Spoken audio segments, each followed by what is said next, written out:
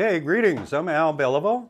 I am a sculptor from Bemidji, Minnesota, and today we're going to be talking about right angle grinders. The reason that I want to talk about right angle grinders is because they're so universal, and today we're going to be looking at a number of different accessories that you can put on right angle grinders in order to do different types of metal and actually some woodworking also.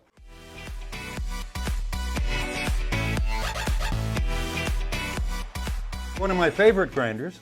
You can get these at Harbor Freight. What are they called now? Drill Master. I thought they used to be called Chicago Electric. Drill Master. $10.99. And it's just an amazing little tool. Now the one thing that you have to remember when you're using a $10.99 grinder is not to put a lot of pressure on it, because this is only like a 4.5 amp. The amount of amps they draw tell you basically how large a motor they have in them.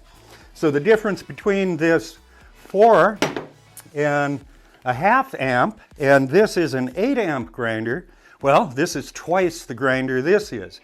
You can push a little harder with the 8 amp grinder, but you know, I'm not in a big hurry, and I'd rather have a grinder for $10 and be careful with it, and we can do as much work as we can with a more expensive grinder. Okay, quickly we're going to go over a number of different things that you can put on these grinders. So of course, normally what you're going to be doing with this is grinding in just a regular 4.5 inch grinding stone. When you're grinding, you're always pushing down, trying to push down flat on the stone, not putting a lot of pressure on the outside edge. And these are wonderful. I do a lot of heavy duty grinding with that.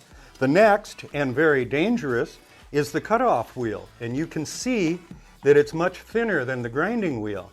And this is like a miniature chop saw, and you can use this for cutting off material or cutting grooves or cutting tin. But you have to be very careful with them because they're rather delicate, and if you get it stuck in some place and you pinch it, you can blow up the wheel. So that's why you should always have face protection, and we'll talk about that in just a few minutes.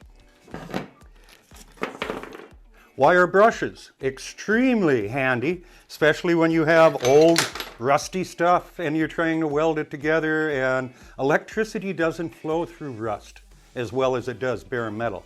So a lot of times you can either grind or sand off the rust in order to make your connection. We have cup wire wheels, and then we have these flat wire wheels also.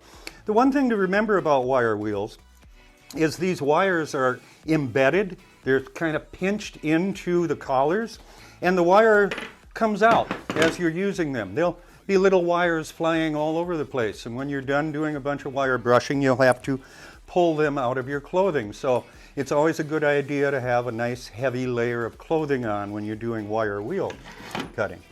These are something that a lot of people don't know about. These are actually diamond drills. And they're used an awful lot in the industry for putting holes in your granite countertops and stuff like that. But I actually use them for carving stone, which I find to be really fun. And you can, there's different sizes depending on the size hole. And they last quite a while. This is a brand new one. This is a less than brand new one. The diamonds wear down after a while. What do they call that? Sintered, where they actually will take the diamonds, mix it up in metal, and press it in place. As the metal wears away, the diamonds are on the surface, and you'll constantly be wearing the diamonds away until they are no more. And then they can get welded into a sculpture, and it'd be really cool because nobody will know what it is. You can also get flat wheels, similar to our cutoff wheel.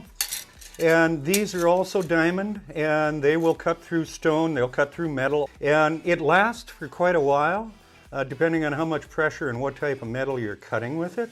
But I use mine predominantly for stone.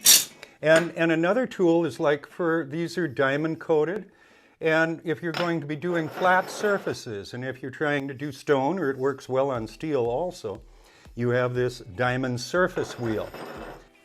Then we have these burr stones. Basically, now when these come brand new, they look just like a cylinder. They have square edges on them, and this one is a little wore down. This one is wore down perfectly now so that I can actually enlarge holes with it.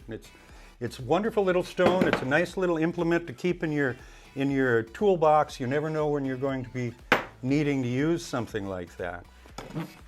These are larger right angle grinders. I seldom ever use these anymore. This is actually a sander polisher, but amazingly, this is an 11 amp grinder, so this is fairly powerful.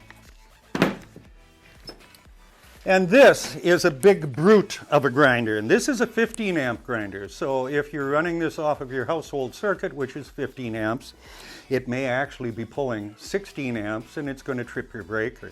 Most shops have 20 amp breakers in them, so this is not going to overload those breakers, but it will oftentimes overload a household breaker. You'll notice this does not have a guard on it, which is verboten. I brought it as an example of what not to do. And this is my favorite. This is a grinder that has been modified with a chainsaw. Who ever thought of this? It's amazing.